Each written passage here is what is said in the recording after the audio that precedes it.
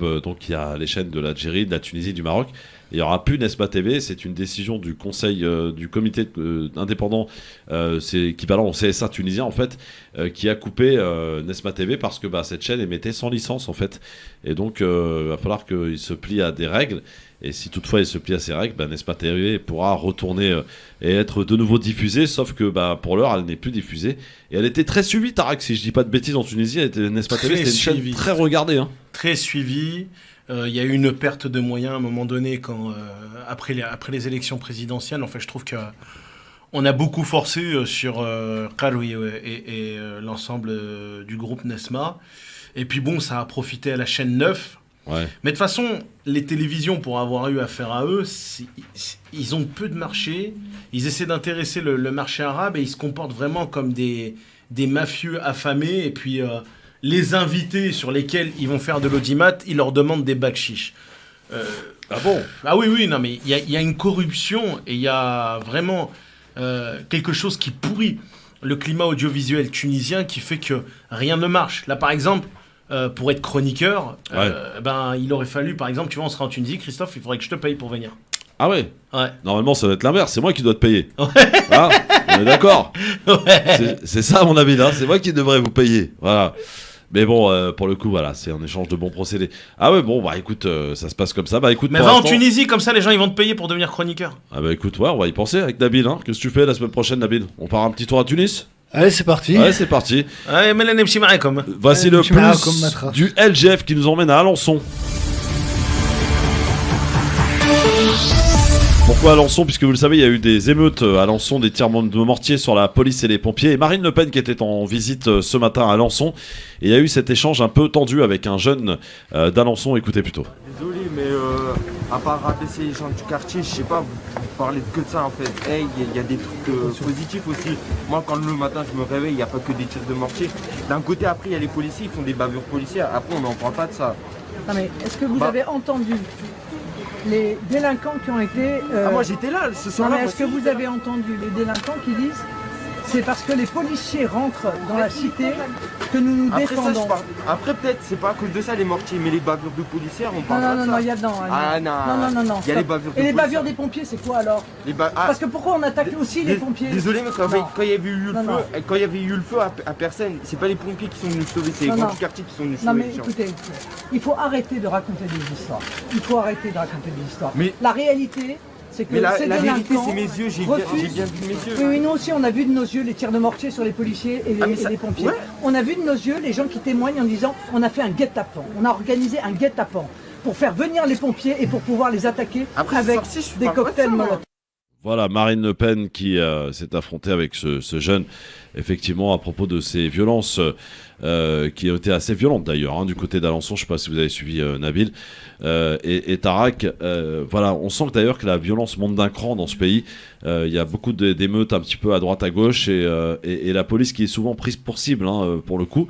Alors, la police, évidemment, essaye de faire face. Alors, ce qu'on a du mal à comprendre aussi, c'est les pompiers, parfois, dans beaucoup d'endroits, qui sont pris pour cible. Les pompiers qui sont là quand même pour intervenir, pour sauver des gens, pour éteindre des feux, voilà. Et ils sont souvent pris pour cible. Nabil, est-ce que tu as une explication sur cette montée de violence en ce moment ? Alors, effectivement, depuis une dizaine d'années, on évolue dans une forme de banalisation de la violence. C'est dû... alors, c'est simple, la plupart de profils des personnes qui sont appréhendées lors de ces violences, c'est souvent des jeunes qui ont entre 15 et 25 ans. Ouais. C'est la moyenne d'âge.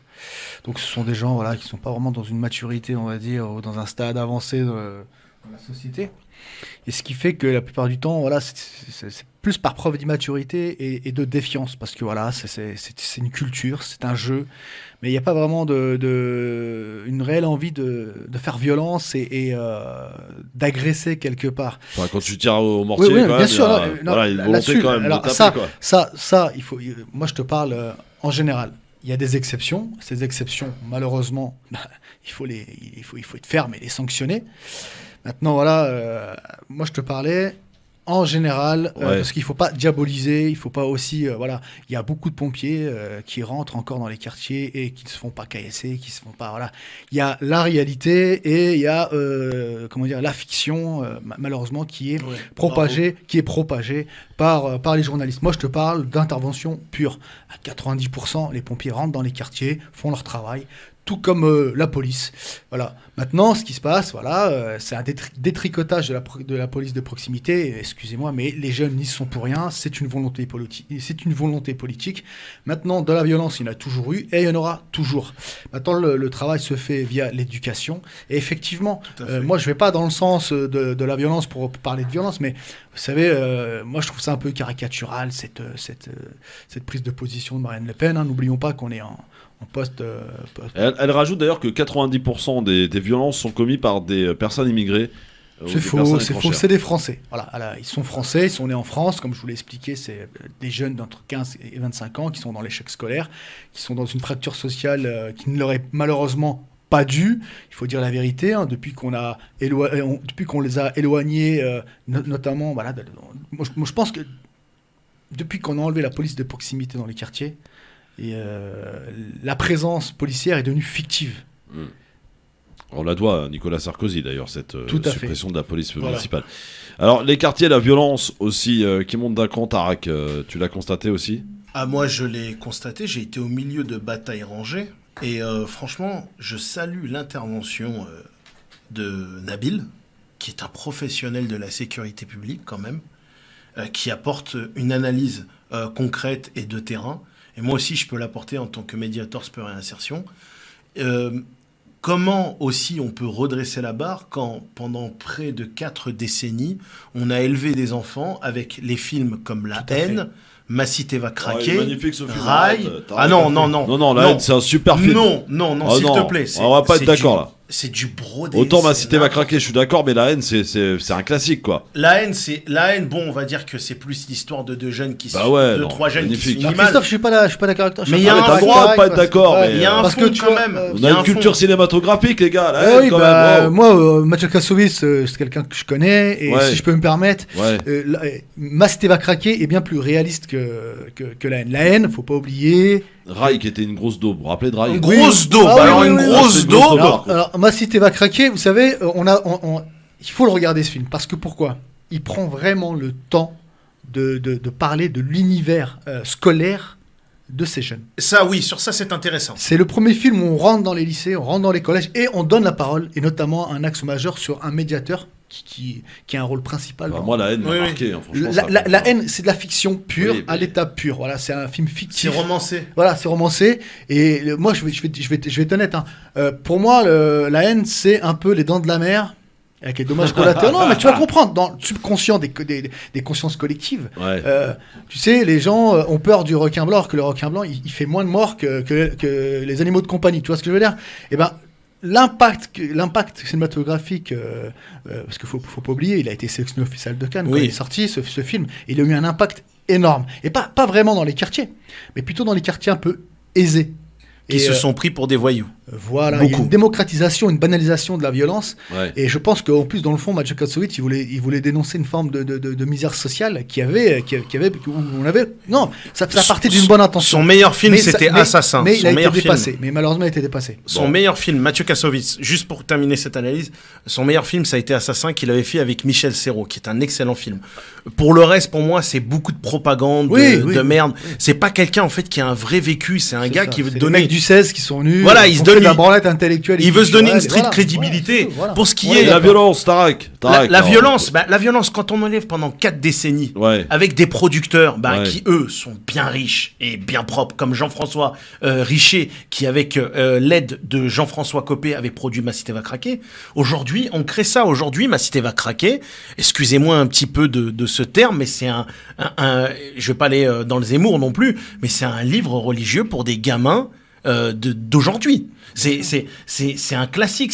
T'as pas regardé Ma Cité va craquer, t'as pas compris Ma Cité va craquer, bah t'es pas un mec de la rue. Et aujourd'hui, ça. Et on continue avec la série Validée et ainsi de suite. Mais bien sûr, merci, j'en parlais hier, je défonçais Validé. C'est de la merde, c'est de la merde, Validé. Mais non, on pouvait pas dire ça. Validé, c'est de la merde. Et en plus, Attic Attic est devenu une femme dans la saison 2. Mais là, c'est normal, c'est pas le même personnage. Non, c'est de la merde, faut dire un truc. Si on parle de réalité, Franck Gastambit fait la publicité de Skyrock. Christophe, la violence, elle est là. Vous êtes des réacs, les mecs. Non, et les trois quarts des cités. On parle de violence. On va même dire 80% des cités. On détricote la violence. Appelez-nous 01 40 33 9000. Venez défier ces réacs là pour le coup. Vous êtes des réacs, les mecs. Juste pour finir, pour Marine Le Pen. Marine Le Pen, elle essaie d'exister avec un mineur qui n'a pas d'argument, qui ne sait pas ce qu'il va dire. Oui, c'est vrai. Et elle essaie de faire du Zemmour en existant. Alors qu'elle est morte. Elle, par contre, elle est morte dans le film depuis très longtemps. D'accord. Ouais, là je te rejoins. En tout cas, voilà, Marine Le Pen qui était à Alençon, et c'est vrai qu'il Marine Le Pen qui tente de relancer sa campagne, parce que pour le coup, la Zemmour, s'il y a un truc qu'il a réussi à faire, c'est à ringardiser Marine Le Pen. Pour le coup, on est d'accord là-dessus. Et payer des fausses femmes voilées aussi. Qui travaille chez Bolloré en plus. Comment ça, payer des fausses femmes voilées? Qu'est-ce que c'est que cette histoire? T'es pas au courant de l'intervention? Je suis au courant, mais vous sortez. Zemmour qui ça est y est, parti, vous trempez maintenant dans le complotisme. Non, parce que cette femme, en plus, c'est vrai, il y a eu des recherches sur Internet. Non, mais d'accord, ok. Les policiers d'Internet, on sait, elle l'a dit elle-même qu'elle a travaillé pour un groupe, pour une entreprise de Bolloré jusqu'en 2017. On est en 2021 là, les gars. Moi, je vous dis, méfiez-vous des propagandes politiques. Ils sont très très forts. Voilà. Ayant évolué dans ce milieu-là, ils sont très très forts pour sortir des 80% des cités HLM. Faut arrêter. 80% des cités HLM produisent des gens comme Nabil, comme moi, des entrepreneurs qui ont des limousines dans leur cité, des docteurs, des médecins. Il faut arrêter. Aujourd'hui, c'est un luxe. C'est un luxe de vivre en cité HLM. Après, il y a des cités HLM où c'est vraiment grave, comme Grandvaux et compagnie, où il y a des gens aussi qui ont foutu la merde eux-mêmes. De vivre à Grigny ou de vivre. Non, Grigny c'était bien, c'est eux qui ont choisi d'en faire de la merde. C'est eux qui ont choisi. Alors, ce qu'il faut savoir, c'est que le chantier des grands ensembles qui avait été créé sous le général de Gaulle pour créer ces grands blocs de logements collectifs, à la base, c'était la classe moyenne qui y vivait. Ouais. Faut dire la vérité, c'était même assez luxueux, c'était même huppé, même pour vous donner un exemple. Chauffage au sol. Oui, non, mais bien sûr, même l'eau potable, le chauffage collectif, toutes ces choses, les infrastructures. L'eau potable. Non mais attends, il y a des attendez mais là on rigole de ça, c'est de la violence. Il y a des quartiers ruraux urbains, vous savez, qui n'ont pas eu l'eau potable, l'accès à l'eau potable, pas avant. Ils ont des années plus tard que des grands blocs de quartiers qui ont été créés en périphérie de Paris. Faut pas croire. C'est vrai. C'est une sorte de violence aussi quelque part. Mais bien sûr. Et la violence engendre la violence. Si je peux revenir sur ce que tu disais, alors la violence où elle est. Moi, en tant que professionnel, je peux pas me permettre de venir. Il faut que j'ai une vision à 360 degrés du problème.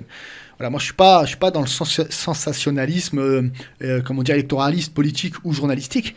Moi, ce que j'aime, c'est la base, la source. Qu'est-ce qui va radicaliser un jeune dans la violence? C'est l'accès, malheureusement, à une forme d'éducation culturelle via, effectivement, la culture cinématographique ou musicale. Voilà. Avant même la littérature. La littérature.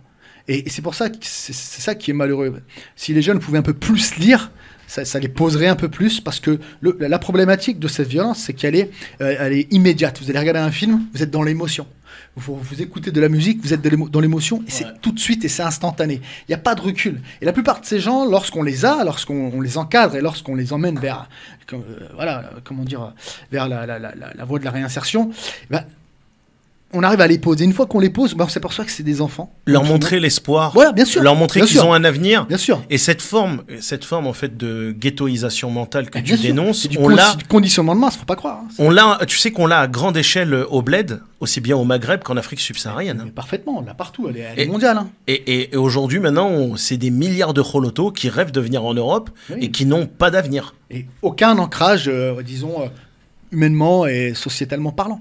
Et le problème il est là, c'est qu'on est dans une banalisation de la violence. Aujourd'hui, c'est cool, c'est fun. C'est fun de tirer sur un flic, c'est fun je sais pas, d'incendier ou d'agresser un pompier. On fait même plus la différence dans l'uniforme, on fait même plus de différence. Il y a plus de recherche intellectuelle, on va dire. D'ailleurs, ce même groupe Bolloré qui fait la promotion des idées de Marine Le Pen et Zemmour, Hein. Bien sûr. Il diffuse des séries, et des fois même il produit des séries, comme Validé bien sûr, Bien sûr. hein, où ça tire très facilement sur les flics, sur les gens, et ça sûr. banalise la violence. Bien sûr. Et après, bien sûr, ça va les dénoncer. Bien sûr. Hein, monsieur Bolloré, il faudrait peut-être revoir votre copie. Hein. C'est pas parce que vous m'avez invité que je vais pas dire ce qui va pas.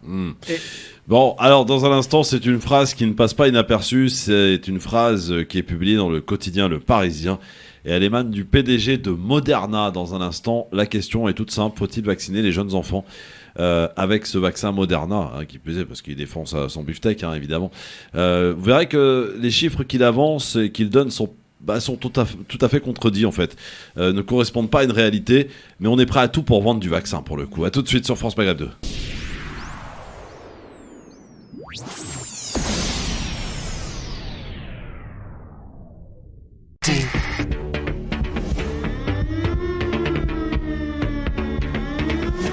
Le LGF, c'est formidable, c'est la vie, c'est l'émission de référence tous les jours 16h, 18h. Et c'est engagé une discussion que j'ai scrutée de près en antenne entre Tarek Sassi qui est là et Nabil Sama. Et ça m'a inspiré quelques minutes qu'on va y consacrer parce que la question me paraît très intéressante. Tarek ainsi demande à Nabil, tu te sens plus quoi, français ou ton pays d'origine ? Et il s'engage une discussion et c'est très intéressant au vu de ce que l'on peut écouter, entendre aujourd'hui. Tarek, pourquoi tu poses cette question et où tu te situes par rapport à ça justement ? Alors moi, je me revendique clairement.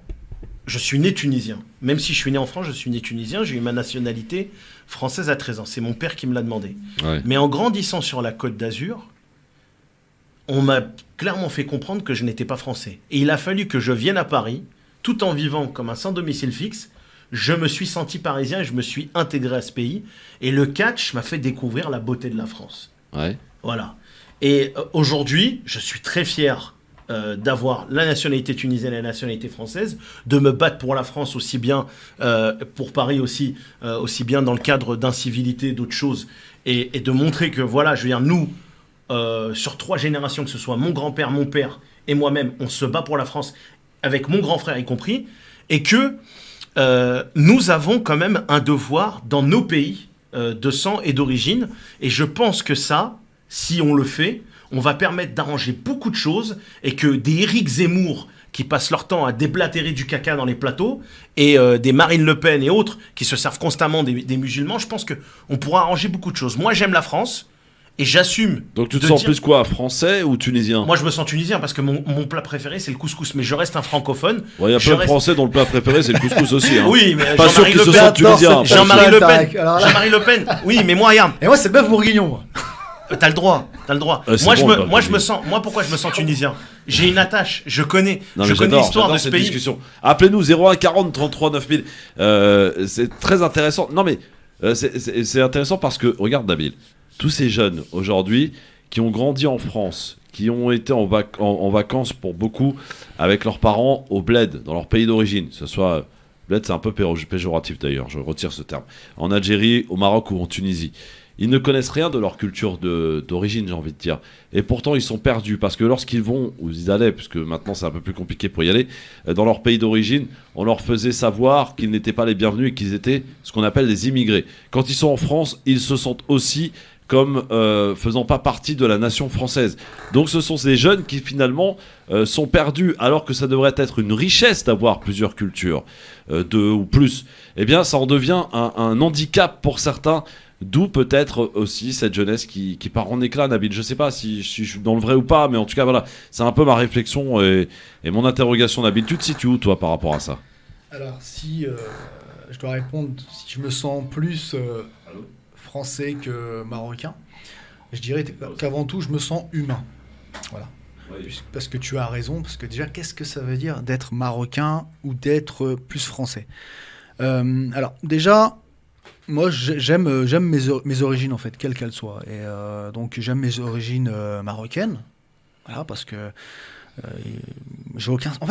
humainement, j'ai aucun souci avec cette question. Au contraire, elle a le mérite d'être posée. Ouais, c'est pour ça que ça m'a paru intéressant. En vous écoutant, j'ai dit, tiens, on va en parler avec un je petit peu avec remercie les Tarek auditeurs. pour avoir soulevé cette question.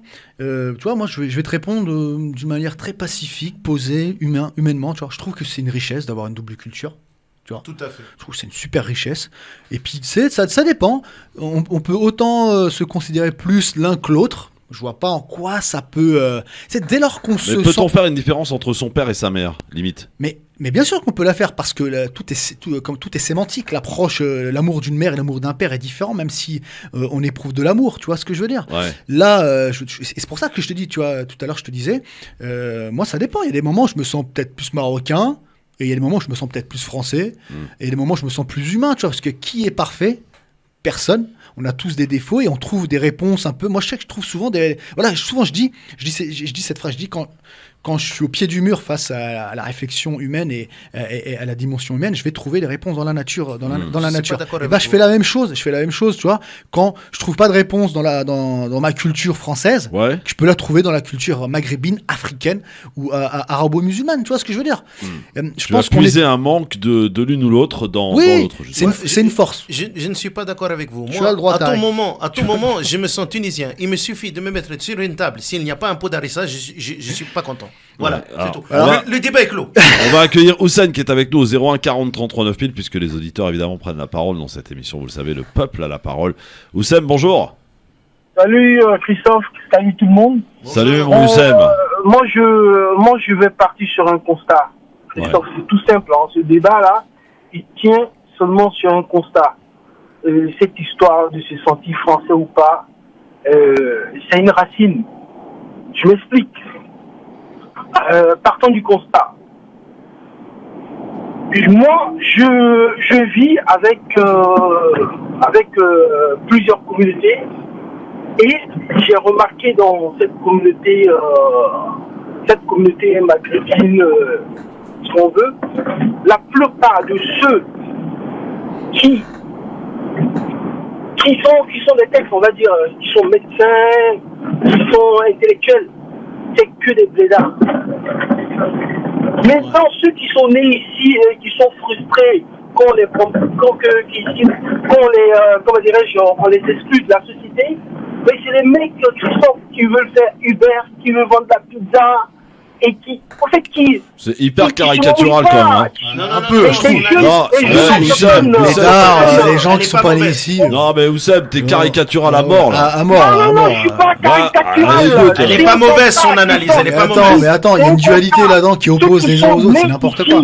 Ceux qui sont nés, mais je donne Il y a plein de Marocains l'exemple qui de sont en l'Angleterre. France et qui C'est ont des postes à tous les responsabilité trucs qui aussi. sont nés là-bas, c'est tous L'ascenseur social des marche aussi, médecins, des Mais il y a ce genre d'opposition. C'est ça Ouais. fait que la France respecte. Bon, merci Houssen, mais bon, franchement là, pour le coup, je souscris beaucoup à ce que tu dis, mais là, je te trouve vachement caricatural. Mais bon, c'est mon avis, hein, voilà. Pas caricatural. Bah C'est si, un constat que si, j'ai fait, hein. je te le dis moi, je te le dis mon Houssen, tu sais très bien qu'on est franc et qu'on se dit les choses. Mais Là, il faut qu'ils se bougent, qu'ils étudient, qu'ils Bah, ils essaient de- étudient. Bon, bah, il y en a il y en beaucoup. a. Hein. Et des Pour la formations. Sciences Po, tu verras. Hein. eh bien, Sciences Po, je t'en présente. Ah bah oui. En Angleterre. Arrêtez. Bon, merci mon Houssen, merci beaucoup. C'était pas prévu qu'on en parle, mais bon, allez, peut-être encore un ou deux appels là-dessus. 01 40 33 9000. Non, c'est hyper caricatural ce qu'il vient de nous dire C'est Houssen. même c'est rabaissant tout ça. Ouais, c'est un peu rabaissant même, non? Ah oui, Je sais parce pas. que Tarek, d'opposer, t'avais de dire que t'es d'accord avec lui. Moi, en fait, là où je vais être d'accord avec lui, c'est que c'est vrai qu'il y a des oppositions sur certaines personnes qui arrivent, comme il a dit, ces personnes qui viennent du bled, qui s'intègrent mieux parce qu'ils sont diplômés, ils ont des postes à responsabilité, oui, c'est vrai. Et puis de l'autre côté, vous avez des gens qui sont nés ici, qui sont frustrés, qui ne trouvent pas leur place. C'est une réalité qui est présente, qui est réelle, qui existe. Ouais. Comme aussi, bien sûr, on a aussi Ça, c'est beaucoup faire de la personnes- généralisation, à mon avis. C'est pas de la généralisation, en fait, c'est des cas sociétaux qu'on a dans beaucoup de quartiers, Non, mais qui ce n'est qu'on pas une reproche à généralité. Zemmour et à Le Pen, on est en train de le faire là, au travers de cet exemple. Ah tout non, à fait. ah non, Tout à ah non, fait. non, non, ah non, non, non, non, non. Moi, je ne suis pas dans les, comme ça s'appelle, dans les bottes d'un Zemmour. Non, non, mais c'est pas ça. Dans Qui les est à sillons. vomir. Qui est à vomir. Moi, personnellement, je peux assumer de dire qu'aujourd'hui, la politique d'immigration telle qu'elle a été faite, ça a été une vraie erreur. Que l'immigration Mais ça a été clandestine... fait, il faut prendre de la hauteur. Oui, à un mais moment, l'immigration ça clandestine, marche, ça c'est une marche, erreur. ça marche. Non, mais ça Où ça marche, marche, ça où marche, ça ça marche. Ça marche ou ça marche pas? Moi, je trouve que Ça ça marche. marche. Il faut Mais du temps. pourquoi ça marche, Nabil? Mais ça marche où, Bah, s'il parce te que- plaît? Bah, écoute, ça Il y marche. avait un rapport gagnant Mais, écoute, entre de les, toute façon, entre les deux pays. alors, je vais On te- l'a mais- pas. mais je vais- Écoutez-vous, mais- on l'a Nabil, pas. Nabil, vas-y. Moi, je dis que ça marche. Pourquoi ça marche? Parce que la France est un pays qui est très ouvert et où l'ascenseur Certes. social marche. Certes. Comment dire, l'intégration et l'insertion économique et culturelle marche. Donc de dire que ça ne marche pas, ce n'est pas vrai. Il faut arrêter de voir que le négatif. Le négatif dans ces cas-là, rester dans la négation. Et le soleil se lève pour tout le monde et arrive un moment, il faut voir la lumière. Et la lumière, elle est là. Sauf pour les aveugles, ils sont dans la merde. Non mais. Ah, tu vois, là, il t'a mis à l'amende. Tu vois, Christophe, moi je connais les aveugles qui avancent aussi dans la lumière, donc tu vois, il y a d'autres, voilà. Donc non, mais C'est voilà. Tu images en fait. Non, mais c'est tu l'image, l'image, voilà, c'est c'est bien. l'image. Ouais. Maintenant, moi je parle de réalité. Et je dirais à cette personne qui là, il se promenait dans les bancs des écoles de la République française Ouais. et qui s'apercevra que écoute, il y a beaucoup de Français. D'abord des Français. Oui, D'abord, non, mais Français, c'est la raison, c'est Français, des Français. et ensuite, qu'on les qualifie de ce qu'on veut, d'origine d'un tel, on s'en fout, c'est des Français. C'est des Français. Et tu sais quoi? Ils réussissent, il y a beaucoup de médecins, toute la composante et la structure des futurs cadres de demain et des entrepreneurs, comme tu le disais tout à l'heure. Donc, pour ça, faut pas revenir un peu en arrière, Tarek. Tout à l'heure, tu as dit, et je suis très fier de ce que tu as dit. Maintenant, écoute, moi, j'ai J'étais juste très un fier mot. de ce que t'as dit, maintenant t'as dit une connerie. Voilà, j'ai juste un mot à dire. Si les gens ils sont pas contents des résultats, qu'ils se bougent et qu'ils aident vraiment qu'il y ait plus d'égalité. Voilà. Mais quand qu'ils le fassent. regarde, moi je vais juste finir. C'est pas mon facile, développement. c'est pas facile Je parce suis que pas en train de faire le procès de la compliqué. France Non, parce que j'ai c'est pas voyagé facile. dans le monde entier. Je peux te dire que la France est loin d'être le pays le plus raciste au monde. Que les gens aillent au Canada, aux États-Unis, ils vont comprendre ce que c'est. Qu'ils aillent en Russie, ils vont comprendre ce que c'est que le racisme. La France, en fait, c'est avant tout des gens humains, c'est des francophones, c'est des gens qui sont internationaux. Le Maroc est un pays francophone, l'Algérie est un pays francophone, la Tunisie est un pays francophone. Donc à partir de là, il y a une fraternité Il y historique a une histoire commune. qui date depuis presque 400 ans entre eux. 17 siècles d'histoire, je dirais. Mais après, non. Oui. Mais 400 ans, sur c'est la l'Algérie, ça. sur la francophonie, on va dire qu'il y a des choses qui sont établies bien avant l'histoire ridicule de la colonisation, Oui, on est d'accord. qu'on ne veut pas expliquer, qui est plus une colonisation d'élite qu'une colonisation d'un peuple à un autre peuple. Tout à fait. Donc c'est pour ça que moi j'aime pas les gens qui chient à la longueur de temps aussi sur la colonisation, alors que la colonisation elle est issue de la Révolution française. Économique.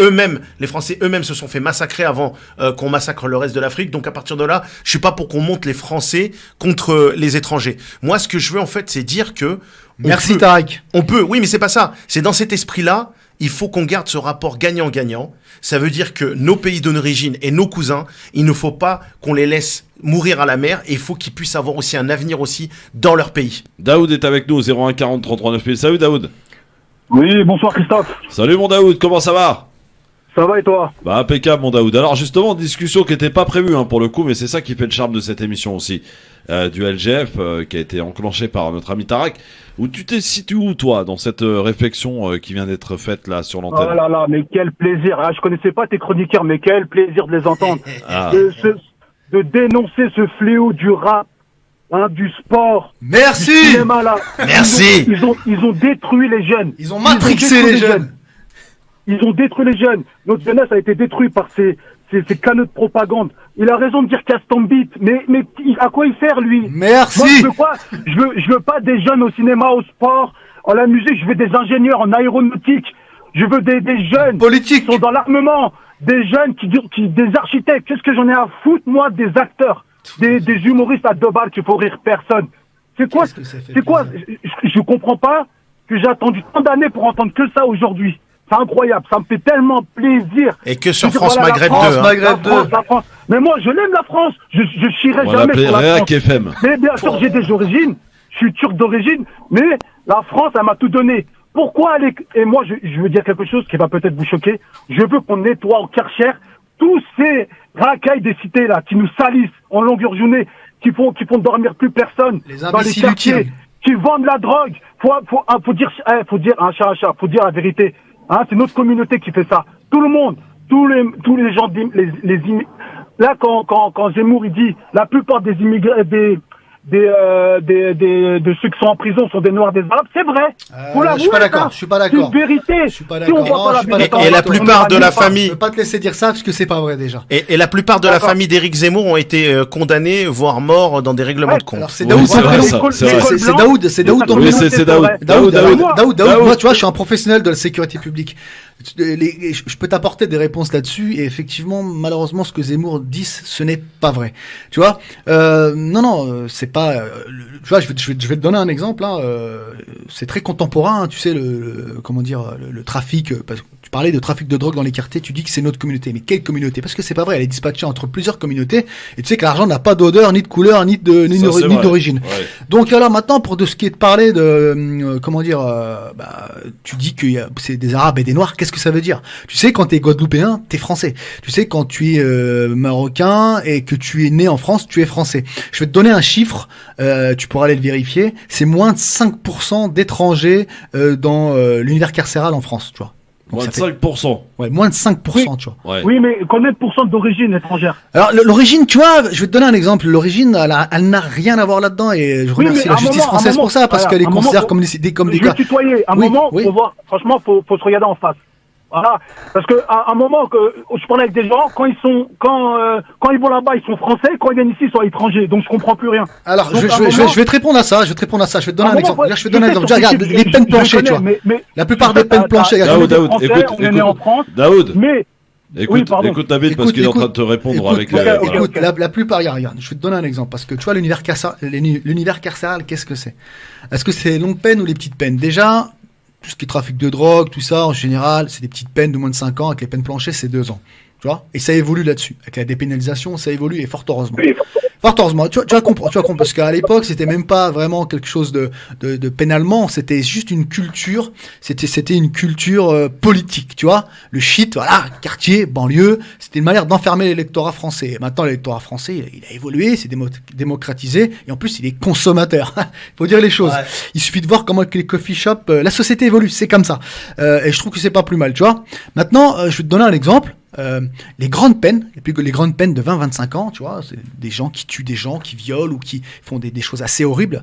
Bah, tu vois, je vais être honnête avec toi. Ça veut dire quoi? Bah, la plupart c'est des blancs, pour répondre à ta question. Est-ce que c'est des blancs, noirs, arabes, blancs, jaunes? Ça veut rien dire, tu vois. Je t'ai répondu d'une manière subliminale. Donc, tu vois, ceux qui restent le plus longtemps en prison et ceux qui en termes numériques, différence entre les petites voilà, peines et les tu vois, grandes peines. tu vois, les grandes peines, les gens les plus dents, écoute bien, les grandes peines en France, déjà aussi, il faut dédiaboliser, c'est 500 D'accord. personnes. T'imagines?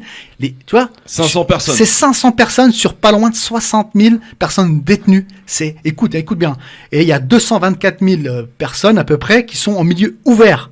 Avec des bracelets, en insertion. Oui, il y a eu des un bug d'ailleurs avec les bracelets cette tu semaine. vois, oui, il y a un bug d'à peu Ouais. près de 5 heures, tu vois. Ouais, ouais. Tu vois, pour te donner un exemple, qu'est-ce que ça veut dire? C'est pour ça qu'il faut pas faire du sensationnalisme politique ou journalistique et écouter et répéter les dires d'Éric Zemmour. J'ai une question à te poser. Oui. Le trafic de drogue, on va dire le cannabis, Oui. c'est tenu par les Chinois. Alors moi je vais te dire je par qui il est répondre. tenu. Je vais te dire par qui il est tenu. Je vais répondre aussi. Il est tenu par les Occidentaux. Parce que écoute bien ce que je vais te dire. Moi qui est marocain, je suis marocain. Quand tu te poses la question de la manière dont est produit et vendu et le Non, coût mais- et le coût qui est vendu Excuse-moi, et le coût qui est non, tu vois, mais je je peux vois pas ce que tu répondre. Attends, laisse terminer. Si je peux pas répondre, tu vois, ça sert à rien. tu vois. Laisse répondre Nabil. Regarde, Après, tu pourras répondre. Regarde bien. Regarde, moi, le marché est occidental et il est pas maghrébin. Voilà, c'est tout. Non, non, mais ok. C'est la demande et l'offre. Ok, il n'y a pas de problème sur ça. Non, Je sais que- ceux qui transforment, ceux qui le vendent, c'est en Occident. Ceux C'est qui, pas au ceux Maghreb. qui financent aussi la Voilà. production, D'accord. les grands réseaux criminels, c'est des gros Occidentaux. criminels organisés, ça je peux t'en parler parce que je suis dans la lutte contre Voilà. le crack à Paris. Aujourd'hui, ce sont des gangs de bikers comme dans Son of Anarchy, ce sont des gangs de Géorgiens, ce sont des Tout à gens fait. qui viennent du Mexique, je ne rigole pas, il y a des MS-13 dans le 18e arrondissement qui avaient des mandats d'arrêt, qui sont passés par Barcelone et qui sont remontés ici. Aujourd'hui, on a une américanisation de la criminalité, en particulier sur le stupéfiant. Ouais. Les mots doux sénégalais, ce sont des petites mains. Tout à fait. Il y a un petit cartel de Annaba d'Algériens, mais encore eux-mêmes, c'est des petites mains.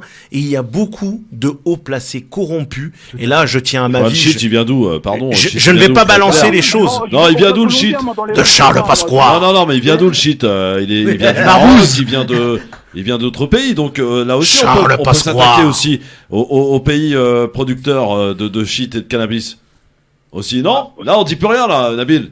Ah, et même là, ce qu'on parle, on parlait, je veux faire On parlait de l'Afghanistan il n'y a pas longtemps. Ouais.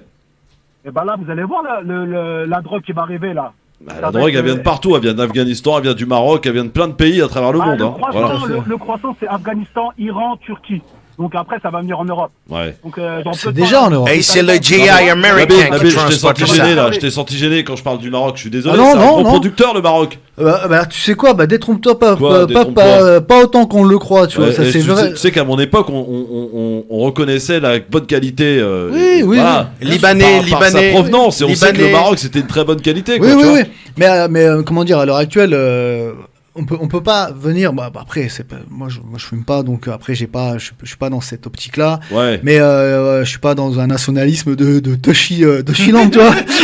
Mais ce que je peux te dire, c'est que aujourd'hui, moi, je te parle d'une manière pénale, de venir et de dire que ça vient que du Maroc, c'est pas vrai. Non, Aujourd'hui, j'ai le pas dit trafic ça. est J'ai inter- pas dit ça. Mais ça Il y en vient a beaucoup effectivement. qui viennent du Maroc Oui, il y et en a en beaucoup provenance qui passent par l'Espagne Tout à fait, d'ailleurs. ouais, du Maroc. Des Daoud, Belfast, Tout tout à ça, fait, voilà. Tout à fait, Christophe. Ouais. Daoud, je vais te balancer un scoop en exclu. Depuis le début du printemps arabe, il y a des petites mains, et je dis bien des petites mains, je suis désolé de le dire, tunisiennes, qui se servent en fait des bateaux qui vont et qui viennent pour ramener des clandestins, pour faire passer des kilos et des tonnes de cocaïne sur l'ensemble de l'Afrique. Pour exemple, aujourd'hui, il y a 25% de la population camerounaise qui a déjà consommé du crack. C'est basé sur de la cocaïne transformée. Aujourd'hui, toutes les drogues dures sont en usage libre dans le Maghreb, en Libye, en Algérie, en Tunisie et au Maroc, dont le crack. Et il y a une explosion de la transformation de la cocaïne. Récemment, on a découvert le bombeur au Congo et les deux cuisiniers, c'était des Tunisiens qui étaient formés en Italie. Et là, par contre, là, tu vois, c'est dans le sens contraire. Merci mon Daoud en tout cas pour cet échange. Je te remercie mon Daoud. Teşekkür ederim. Merci beaucoup. Merci Christophe. À bientôt. revoir, Ciao. Daoud. Mon pote Abdeslam Itache est avec nous. Salut mon ami Abdeslam. Bonjour Christophe, bonjour à tes co-débatteurs. Ouais, merci à je toi vois que- Abdeslam. Je Alors, vois qu'il y a du niveau, c'est bien. La relève est assurée, c'est vrai. c'est une très bonne chose. Moi, je voulais rebondir juste sur un point. J'entendais les propos de Zemmour qui étaient repris, à savoir que les prisons étaient pleines d'Arabes et de Noirs. Ouais. Et pour finir sa phrase, c'est un fait. C'était par ce terme-là qu'il avait terminé sa phrase, c'est un fait.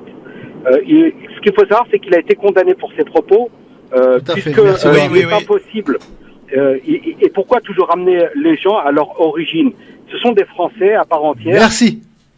parfois entièrement à part, mais si vous voulez, on ramène pas Nicolas Sarkozy à ses origines hongroises lorsqu'il est condamné pour les histoires. Donc, vous avez suivi l'actualité. Est-ce que ça fait Et plaisir pourquoi d'entendre est-ce qu'on ça? ramène toujours les gens à leurs origines? Voilà, ça c'est ce que je voulais dire par rapport à tout ça, et que les statistiques ethniques étaient illégales. C'est Donc, interdit, on ne peut pas absolument. justement Ouais. permettre de ce genre de statistiques. Tout à Voilà, fait. ce sont des Français, point barre. Bienvenue moi, mon Abdeslam. Moi, je voulais revenir un petit peu sur l'échange que Marine Le Pen avait eu avec un jeune lorsqu'elle parlait des pompiers qui n'entraient pas dans les cités. Là, pour le coup, c'est un fait. Ça existe aussi. Oui. Ça n'est pas dans tous les quartiers, ça n'est à pas fait. dans toutes les villes. En fait, il n'y a pas un quartier qui ressemble à un autre. En faire une généralité, moi, je le déplore. Mais on ne peut pas nier l'existence, justement, de zones qui seraient, j'emploie le conditionnel, qui seraient des zones de non-droit.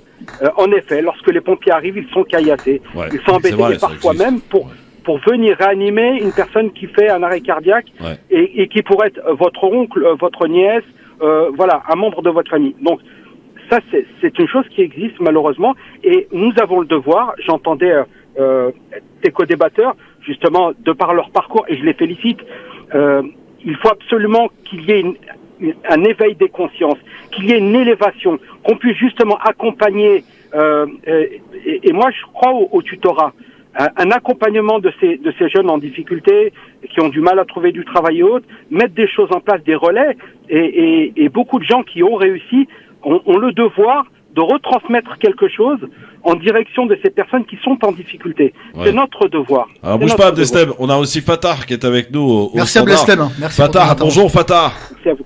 Oui, bonsoir.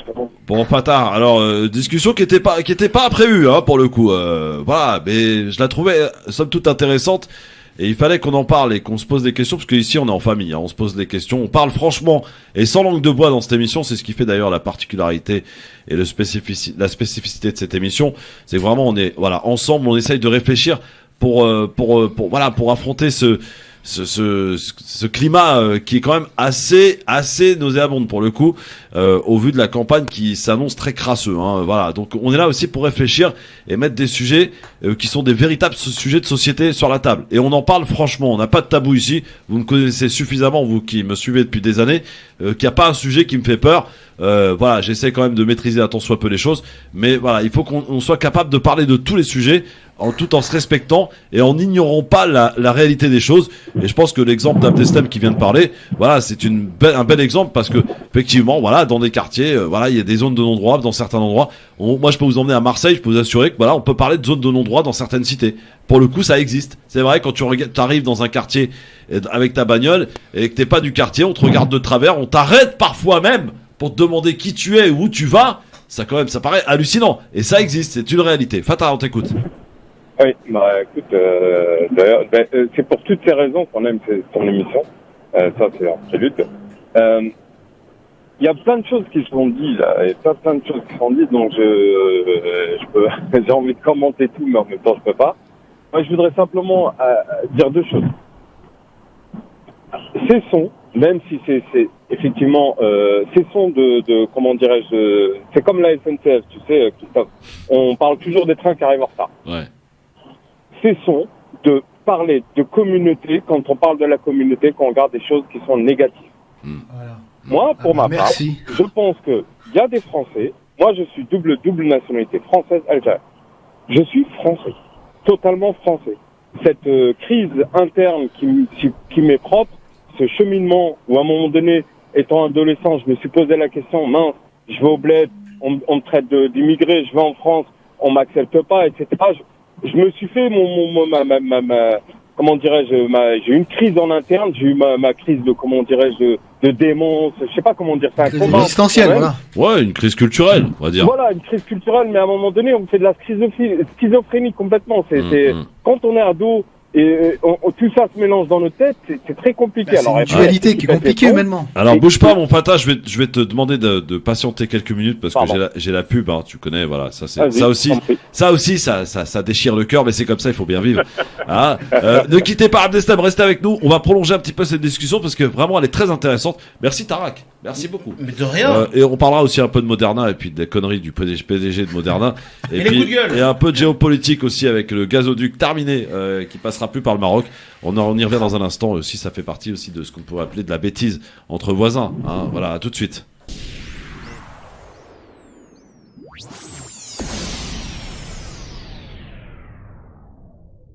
Et vous sortez du travail peut-être avec un petit mal de crâne, et bien pour vous divertir et pour aussi réfléchir à l'avenir de nos enfants, puis à notre avenir aussi, hein, parce qu'on n'est pas non plus des vieux croutons, hein, ça y est, on n'est pas terminé encore, hein, on a encore un bel avenir devant nous, à l'image de Nabil Sama qui est avec nous, qui est conseiller en communication et conseiller en sécurité publique, à l'image de Tarek Sassi qui est médiateur à la tête du collectif Paris Anti-Crack, entre autres, prof de catch, et de nos auditeurs aussi, un auditeur qui est aussi acteur dans l'émission du LGF, il y a été en tout cas, et aussi un peu dans France Maghreb 2, Abdeslam Itache qui est avec nous toujours, bon Abdeslam, et Fatah, auditeur, sujet très intéressant que nous a emmené tout à l'heure en antenne Tarak, ce qui a un peu perturbé l'émission, mais ça en vaut vraiment la chandelle, hein, ça en vaut vraiment le coup pour le coup.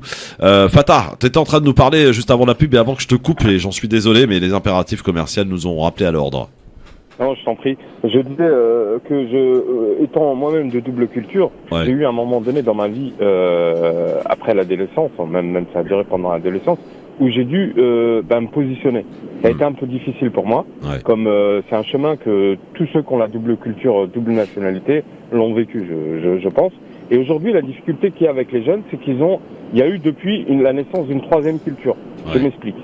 C'est-à-dire que dans les quartiers, il y a moi j'ai 46 ans, ça commençait à arriver, cette culture un peu hip-hop, on est en marge de la société, ça a commencé à vraiment prendre forme, qu'on nous a mis de côté, etc. Ils ont pu, les jeunes, s'apercevoir que les plus grands, ils sont restés sur les chantiers, etc. Ils n'avaient pas forcément des postes à responsabilité. Donc du coup, le cloisonnement, etc.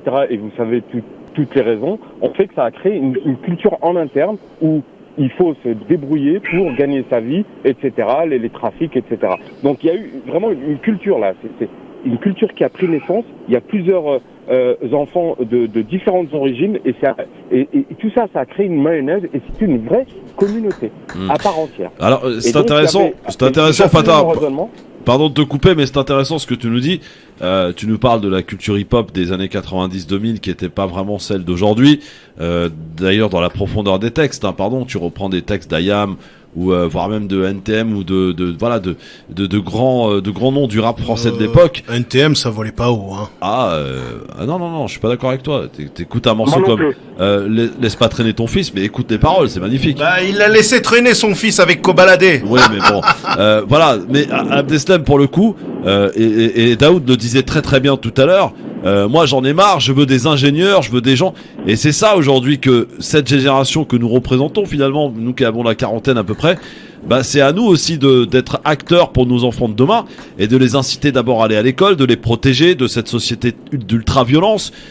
Pour ceux qui ont la chance de pouvoir quitter ces quartiers, d'ailleurs pour moi les plus belles années que j'ai vécues c'était dans les cités, je vous le dis franchement, où il y avait ce partage, cet échange, ce dialogue, tout le monde se connaissait, les jours de fête ça s'échangeait les plats, enfin il y avait pas de juifs, d'arabes, de noirs, de blancs, il y avait que des gens qui habitaient ces cités.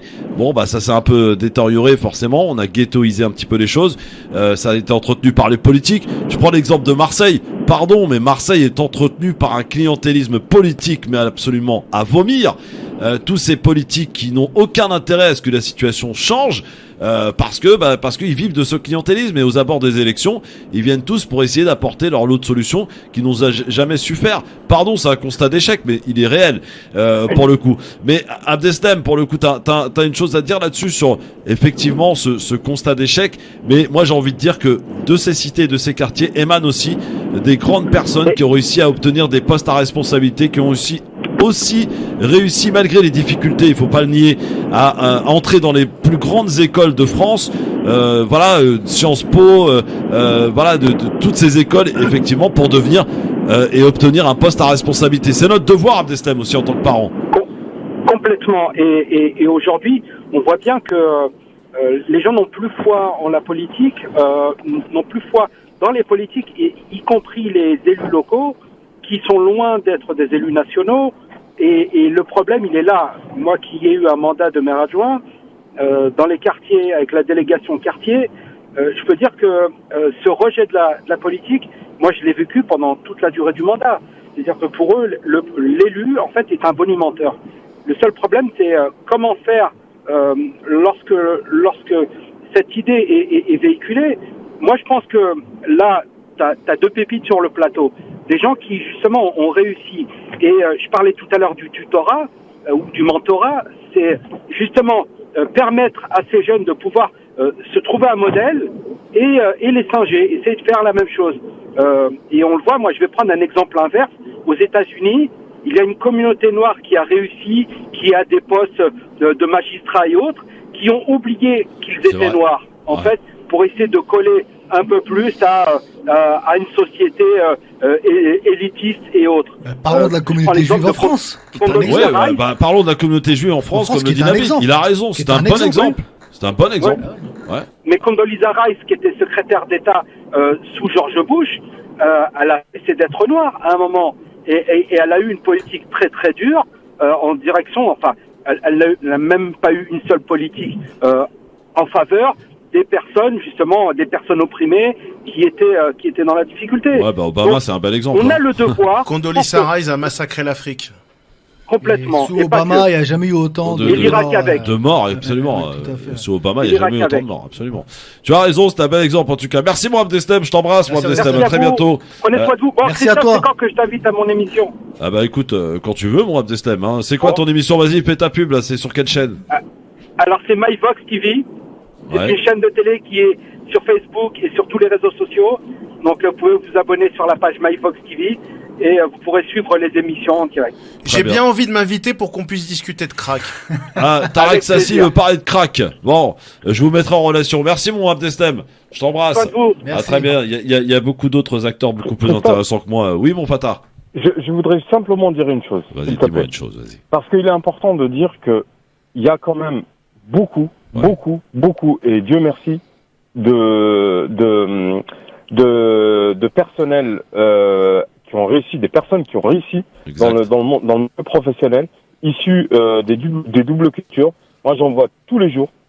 Je suis moi-même responsable d'une exploitation, je gère 150 personnes. Ouais. J'en vois je collabore qu'avec, mais c'est un grand plaisir. Je les vois, et je les vois, des trentenaires, des gens qui ont 25 ans, 26 ans, 30 ans, 40 ans. Il y en a énormément. Et on a besoin de vous aussi, hein, pour dans le milieu de l'entreprise, et avec des vrais postes à responsabilité. Donc, cessons de parler des trains qui sont en retard, vraiment. Je vous garantis que il y a eu la République, bon an mal an, a fait son devoir, c'est-à-dire qu'elle a donné la possibilité aux gens issus de l'immigration de pouvoir réussir. Exactement, et vous en êtes la preuve concrète, les amis. Partout en France, bravo, sur le territoire national. Bravo, mon Fatah, je t'embrasse et à très vite. Et c'est vrai que ces gens, effectivement, ils sont nombreux, bien plus nombreux qu'on le croit, qui ont réussi aussi, ont ce devoir de venir nous rejoindre tous les jours de 16h à 18h pour faire continuer de faire évoluer ces débats. Et c'est très important, et il le disait très bien, Fatah. Moi, je pense qu'il faut pas non plus occulter les trains qui arrivent en retard, parce que c'est justement en prenant le problème à la racine qu'on va essayer justement à ce qu'il y en ait moins des retards, des trains qui arrivent en retard, et on va retrouver une ponctualité et un bon sens et un vivre ensemble que nous aspirons tous. C'est important, évidemment. Et moi, je pense que vraiment tous ces gens qui sont issus de différentes cultures. Moi, j'ai croisé des gens qui sont maroco-algériens, sénégalais, je ne sais quoi, mais c'est une richesse plutôt qu'un handicap. Pour certains, ça apparaît comme un handicap. Mon Nabil, c'est une richesse. Bien sûr. Hein, on est d'accord. Ne laissons pas la France être à l'image du RERD.